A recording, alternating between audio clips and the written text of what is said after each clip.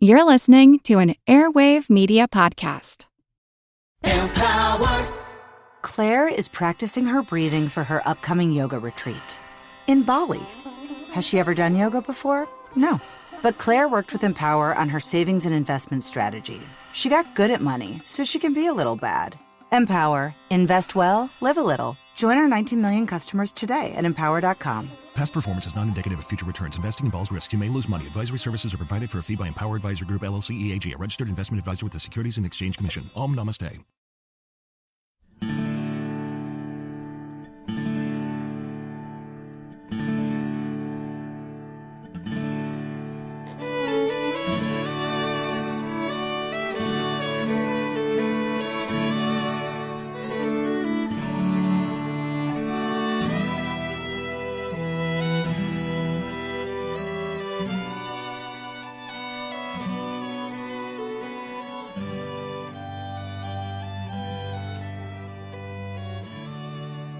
Hey everyone, thanks for tuning in to the 485th episode of our Civil War podcast. My name is Rich.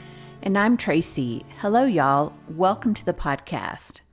As y'all will recall, when we left off last time, it was May 8th, 1864, and the armies were on the move, heading for Spotsylvania Courthouse.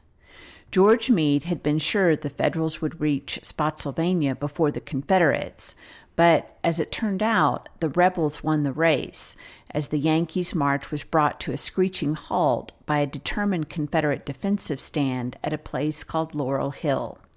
By the end of the last episode, with Gouverneur K. Warren's 5th Corps unable to make any headway against the Confederates now dug in at Laurel Hill, there west of Spotsylvania, Meade had ordered up John Sedgwick's 6th Corps to join Warren and add more weight to the Federal effort. It took all afternoon for the Federals to prepare their next attack. Sedgwick's troops began to arrive at midday, but slowly, and it required hours for Uncle John to deploy to Warren's left and get his troops into position for an assault. The delay was regrettable, but probably couldn't have been avoided. It took time to shuttle the thousands upon thousands of soldiers and batteries of artillery down crowded roads and through fields and woodlots, especially when everyone was exhausted, as the Federals were after their long night march. The obvious exhaustion of the troops appalled everyone who observed it. An officer on Grant's staff noted that there were an unusually large number of stragglers all along the line of march. In any case, the last of Sedgwick's divisions didn't arrive on the scene until 5 p.m., and not until an hour later was 6th Corps finally ready to attack. As the sun was beginning to sink in the western sky, the long-delayed assault began, just as Ewell's Confederates began coming on the field. The Federal attack quickly degenerated into a hopeless mess. Despite the lengthy preparations, only the troops east of the Brock Road, a single division from Warren's Corps, and one brigade from Sedgwick's even advanced. The units west of the road never received the order to go forward. Some of the Federals that did advance quickly lost their way. Others unexpectedly ran into some of Ewell's Confederates, were undone by the surprise encounter, and broke for the rear. Their flight allowed a rebel brigade to push forward some 600 yards until it was stopped by a hail of Yankee musketry. The rebels suffered heavy casualties, but their counterattack nevertheless bled away what little Federal offensive spirit remained in Sedgwick's sector. Spotsylvania was now firmly in Confederate hands. In many ways, the engagement at Laurel Hill was emblematic of the two armies. For the Confederates, it was a day to remember and was immediately added to the Army of Northern Virginia's epic story. Confederate veterans would tell the tale of the rebel cavalry's gallant delaying action and of the dramatic arrival of Anderson's infantry just in time to help repel the first Yankee attacks. But the Union veterans had no such memories. As one soldier recalled, quote, "The dim impression of the afternoon is of things going wrong and of much bloodshed and futility." No one on the federal side ever made a serious attempt to determine what exactly had gone wrong. The failure at Laurel Hill was either ignored in most official reports or blamed on the onset of darkness, the unfamiliarity of the ground, or the fatigue of the troops. Yet the Confederates, who were just as tired, fought with confidence, grit, and aggressiveness.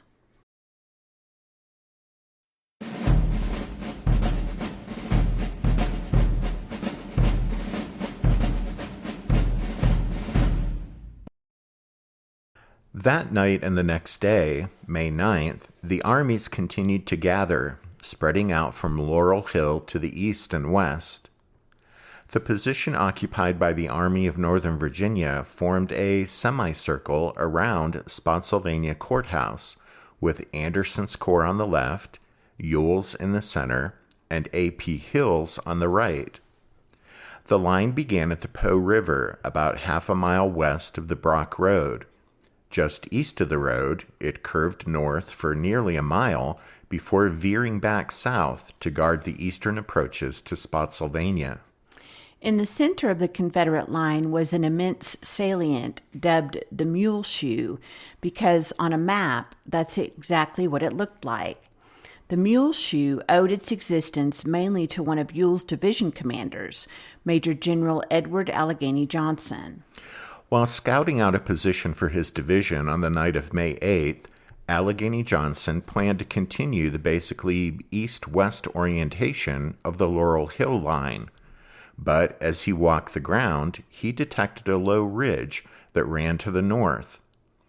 Like Laurel Hill, the elevation was barely perceptible by civilian standards, but as far as Johnson could tell, it was high enough that if the Federals occupied it with artillery, the Confederate line would be compromised. He therefore thought the position occupied by his troops should incorporate it.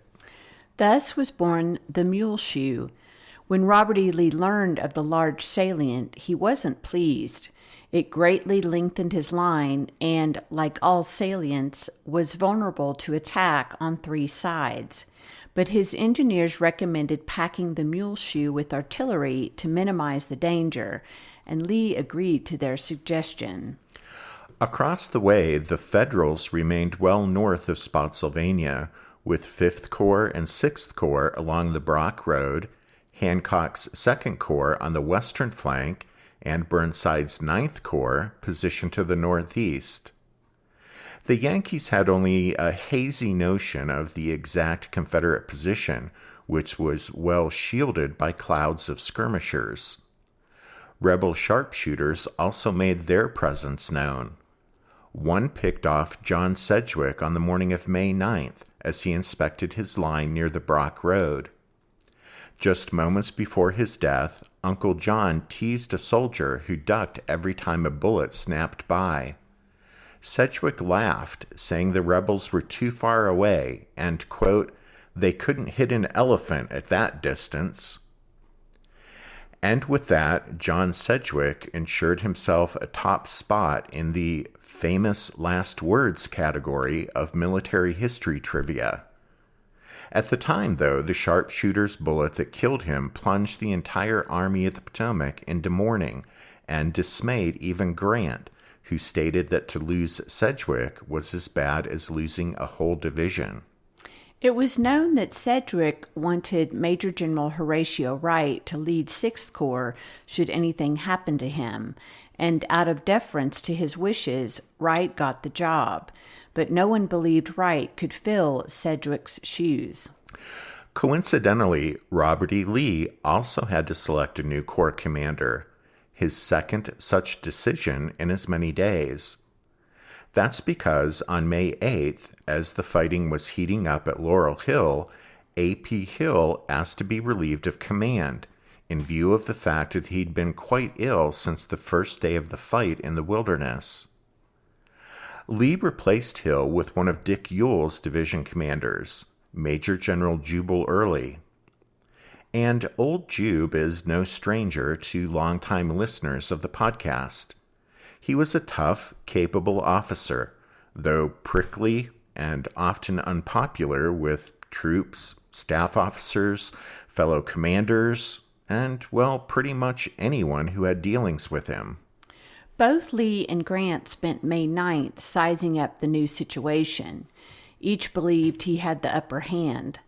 Lee wrote to Confederate President Jefferson Davis telling him, quote, "We have succeeded so far in keeping on the front flank of Grant's army and impeding its progress without a general engagement, which I will not bring on unless a favorable opportunity offers or as a last resort. Every attack upon us has been repelled and considerable damage done to the enemy." Grant wrote to Army Chief of Staff Henry Halleck in Washington, telling him, quote, "The result of the 3 days' fight at Old Wilderness was decidedly in our favor," end quote. And on the whole, the situation still seemed favorable for the Federals. Although Grant had originally hoped to move the Army of the Potomac well beyond Spotsylvania, he wasn't terribly bothered that the Confederates beat him to the crossroads. After all, the main objective of the campaign was to come to grips with Lee's army and defeat it. Besides, the farther north Grant fought Lee, the farther Lee would be from the refuge of Richmond's formidable fortifications, and the more difficult it would be for Lee to detach troops against Butler's Federals, who had disembarked at Bermuda Hundred on May 5th, and Grant assumed were advancing toward Richmond from the south.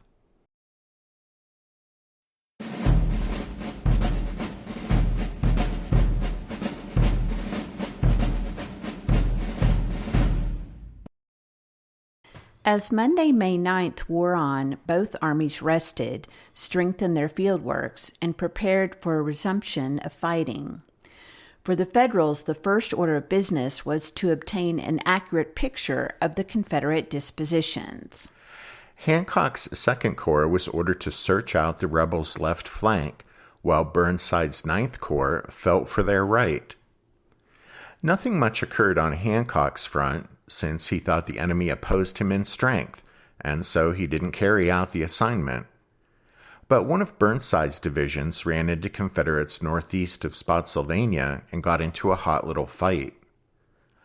Coupled with other reports, this suggested to George Meade that Lee might be shifting forces in that direction, possibly hoping to cut the Federals' new line of communication and supply that ran back to Fredericksburg. This possibility alarmed Meade sufficiently that he began casting about for ways to defend against such an enemy thrust. However, Grant characteristically drew the opposite conclusion. He reckoned that if Lee was shifting forces eastward, this meant he had weakened his left or western flank. Based on this assumption, Hancock received orders to find the vulnerable rebel flank and attack it. The main watercourse around Spotsylvania was the Po River, which flowed southeasterly to a point about 2 miles west-northwest of the town, then turned sharply for 2 miles before resuming its southeasterly course. On a map, the stream thus resembled a shallow Z. Just east of the point where the Po made the first of these turns was Laurel Hill, held by the Confederates of Anderson's Corps. What lay west of the stream was anybody's guess, but if Grant's hunch was correct, no rebels were there at all. The lead elements of Hancock's corps moved out and reached the north bank of the Po, the upper bar of the Z, around 2 o'clock on the afternoon of the 9th. Grant, Meade, and Hancock observed this movement in person. Several regiments splashed across the stream to screen construction of a pontoon bridge. That accomplished, Hancock's corps crossed the Po in force. Second Corps was now south of the Po and in position to do some mischief. By 6:30 that evening, Hancock's 3 divisions were headed east toward the Blockhouse Bridge, the seizure of which would give the Federals a back door to approach the Confederates' defenses at Laurel Hill. It was decided that at daylight on May 10th, Hancock would storm the bridge and attack toward Laurel Hill from the west. Once 2nd Corps was in action, Warren's 5th Corps would assault the hill from the north. But the Federal plans fell apart when Hancock's activities on the afternoon and evening of the 9th alerted the Confederates to the danger, and they strengthened the Blockhouse Bridge portion of their line. And so, by first light on the morning of the 10th, Hancock could see that there were fresh enemy earthworks frowning at him from across the Po. Rather than throw his men across the river into the teeth of those prepared defenses, Hancock decided he'd try to find an unguarded spot downstream.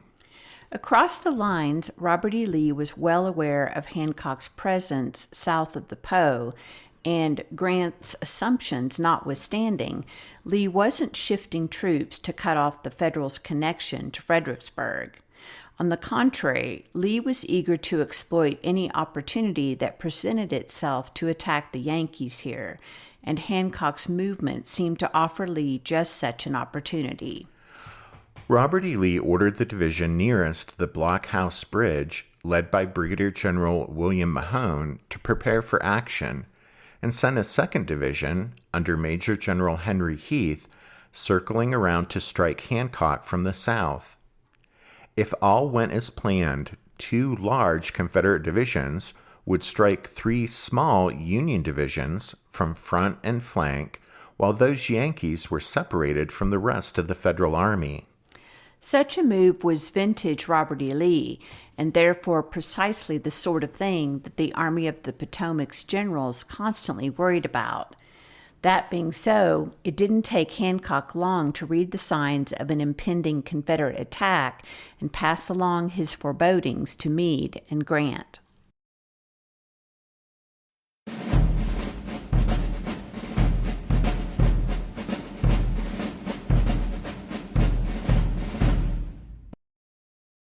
This podcast is supported by Progressive, a leader in RV insurance. RVs are for sharing adventures with family, friends, and even your pets. So if you bring your cats and dogs along for the ride, you'll want Progressive RV insurance. They protect your cats and dogs like family by offering up to $1,000 in optional coverage for vet bills in case of an RV accident, making it a great companion for the responsible pet owner who loves to travel. See Progressive's other benefits and more when you quote RV insurance at Progressive.com today. Progressive Casualty Insurance Company and Affiliates. Pet injury is an additional coverage and subject to policy terms. You found your person. Now let the Knot help you with everything else. The Knot connects you to the wedding inspo, vendors, venues, and planning tools you need to make your day totally you. Having helped plan 25 million weddings, we've got your back when it comes to every little detail like RSVPs, budgets, and more. Because your wedding comes to life with the connections that matter the most. Get started at theknot.com/audio. The Knot. Let's plan your wedding together.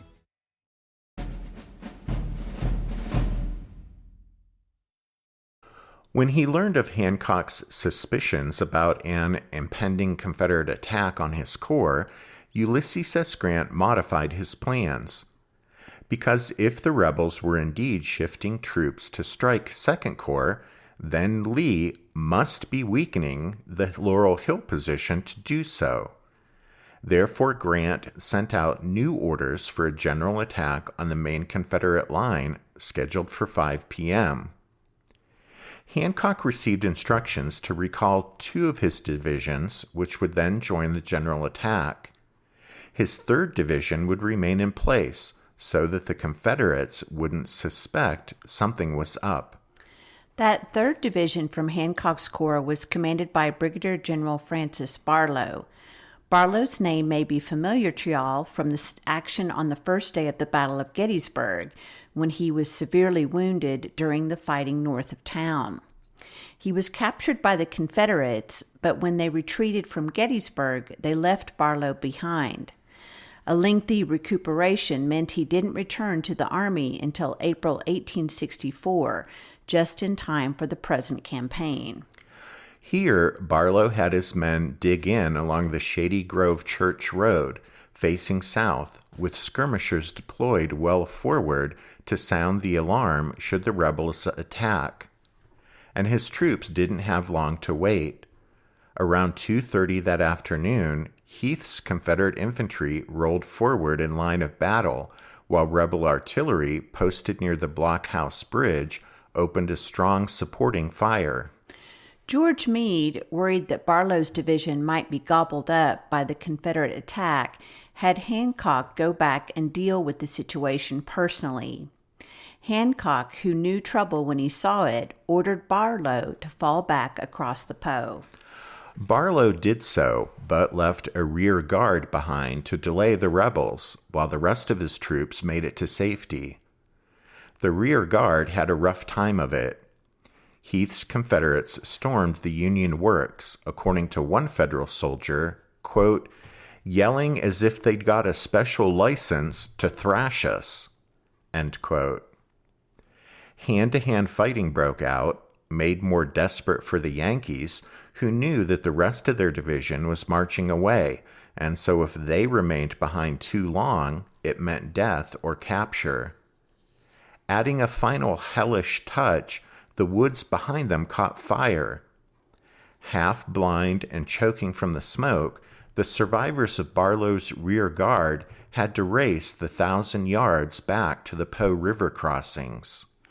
The Federals had narrowly averted disaster.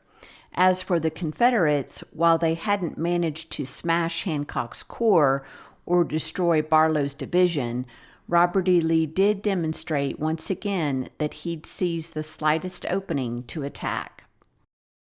Perhaps none of this would have mattered much if the Federals' own 5 p.m. assault had gone off as scheduled, but it didn't. First, Gouverneur K. Warren, apparently anxious to offset criticism of his seeming lack of aggressiveness on May 8th, insisted the Laurel Hill position, which had previously seemed so strong, was now vulnerable, but only if he attacked immediately and didn't wait until 5 p.m. Well, Meade gave him the go-ahead, but when Warren attacked, the Confederates' position at Laurel Hill proved vulnerable not in the least. Aside from killing and wounding a good many men, the sole result of this ill-advised attack was to force the postponement of the general assault by an hour so that Warren's troops could recover enough to participate.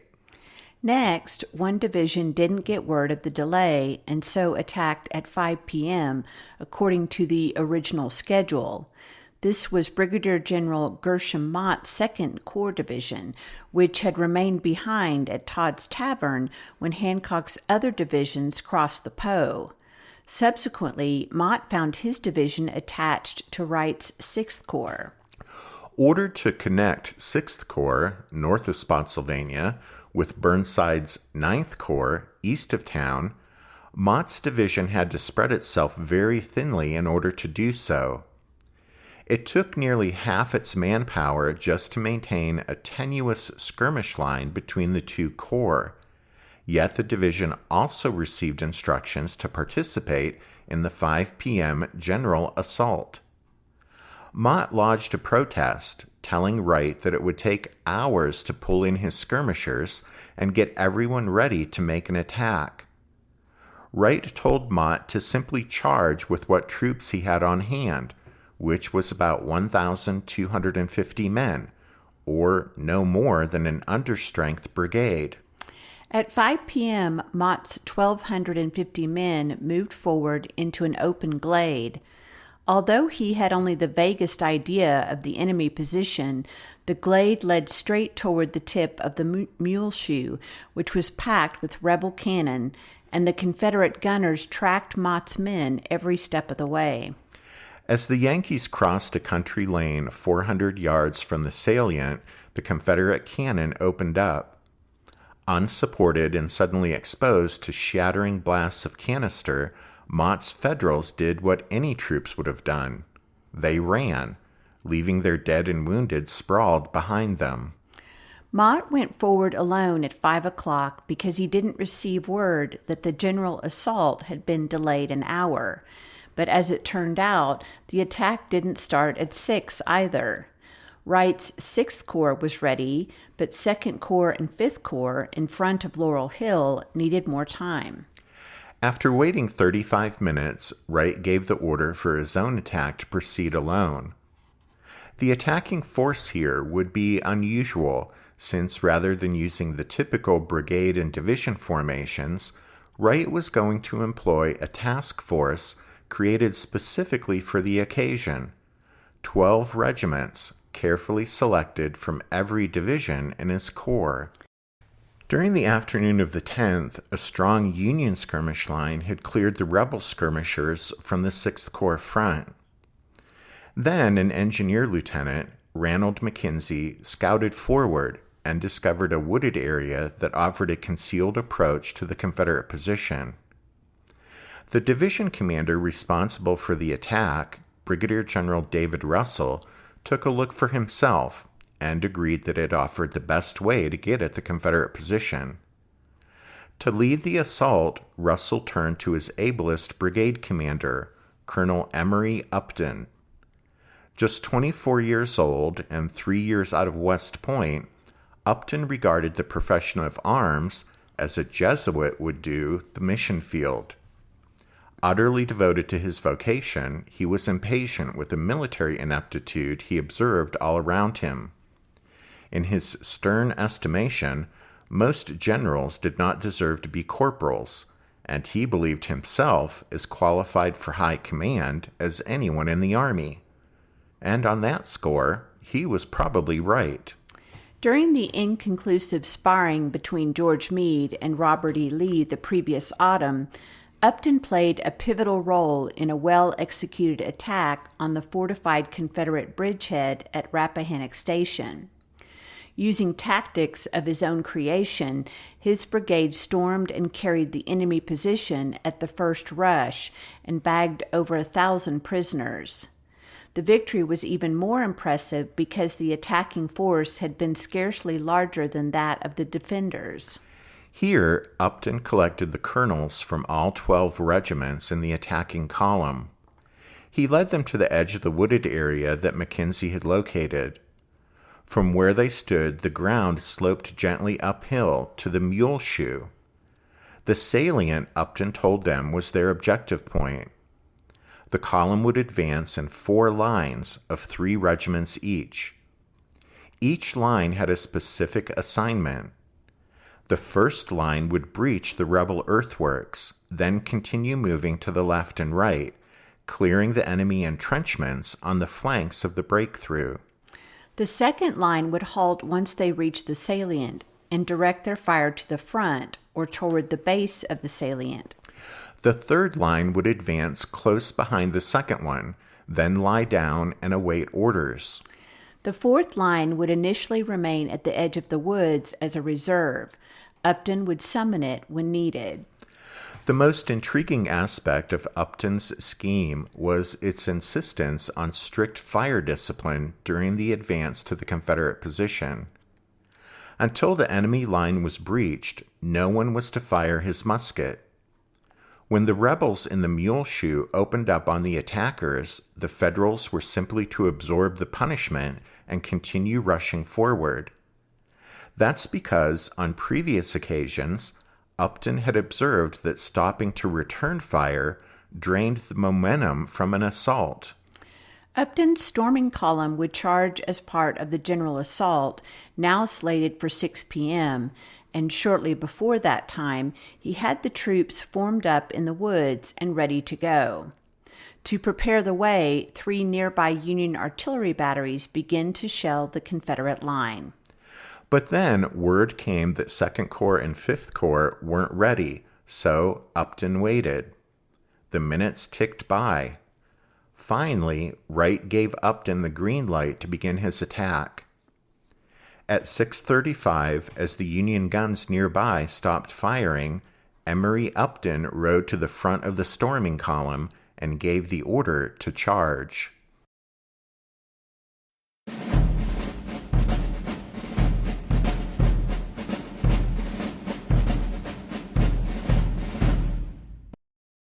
With a loud cheer, Upton's 5,000 Federals charged forward, worked their way through the abatis in front of the Confederate salient, and rushed toward the enemy entrenchments. 2 Confederate volleys tore into the Federal ranks as the attackers rushed forward, but none of the Union soldiers stopped to fire back.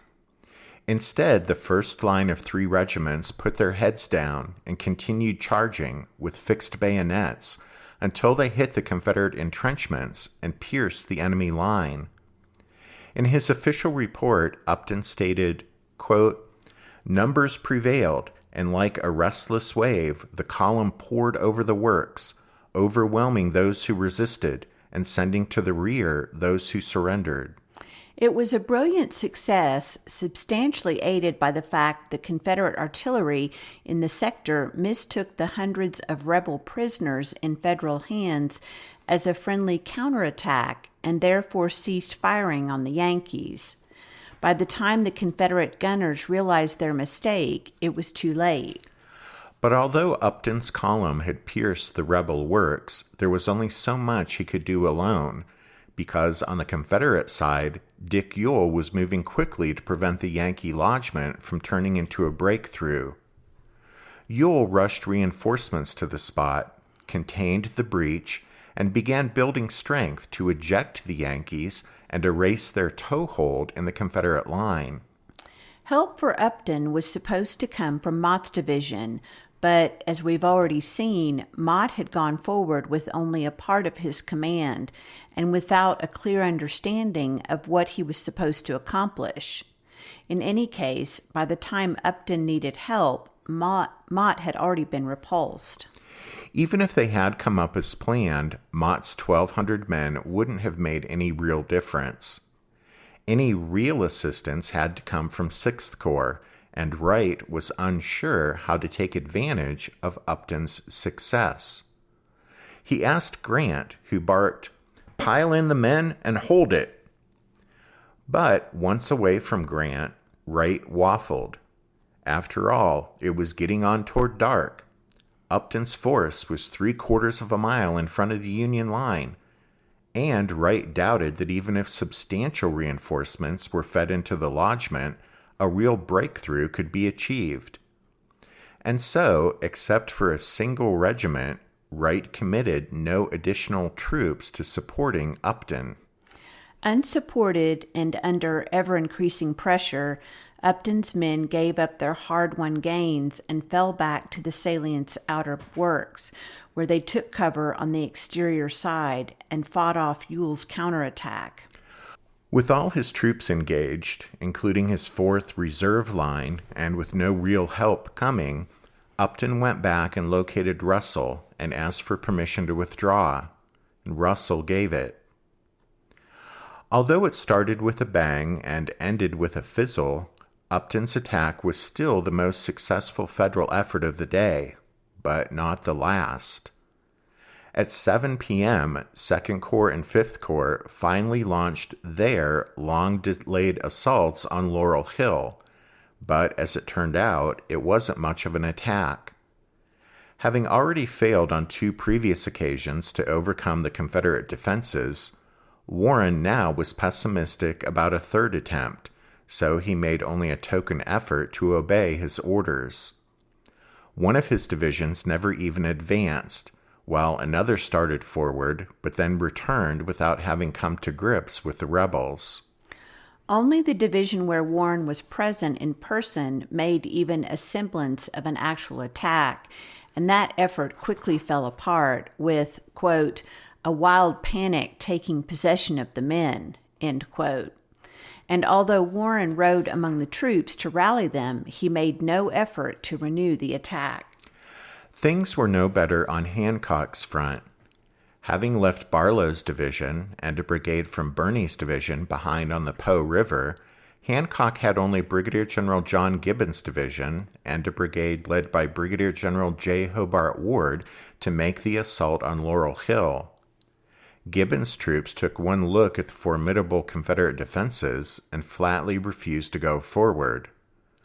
Ward's brigade did go forward, briefly pierced the Confederate lines, but unsupported, was hurled back by the inevitable rebel counterattack. And with that repulse, the fighting on May 10th sputtered to a halt.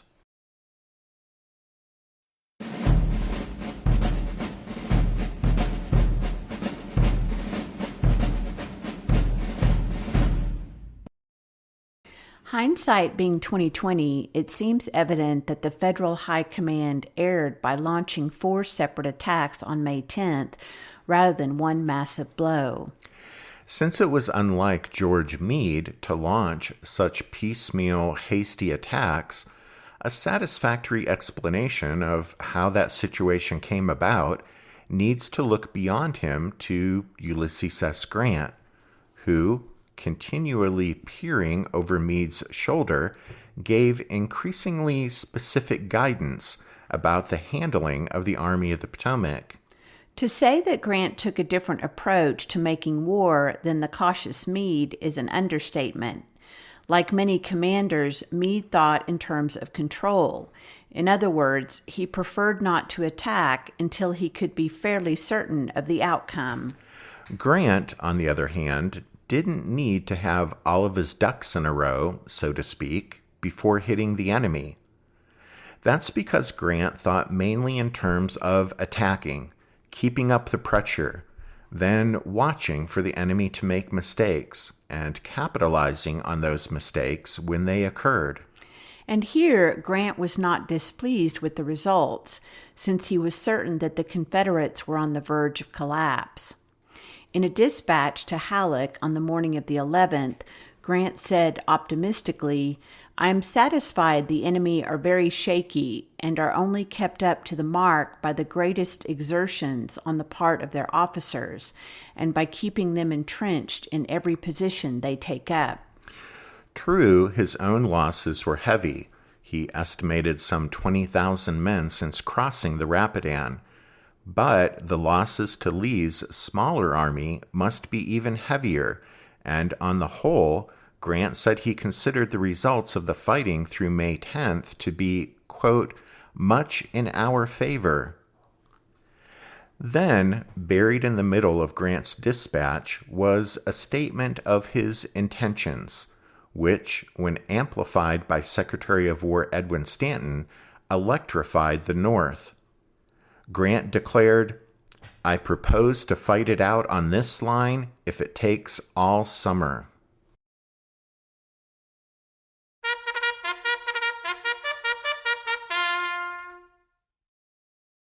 That means it's time for this episode's book recommendation, and our recommendation this time is The Spotsylvania Campaign, edited by Gary W. Gallagher. This book is another offering in the University of North Carolina Press's series, edited by Gary Gallagher, that collects together essays about different battles and campaigns.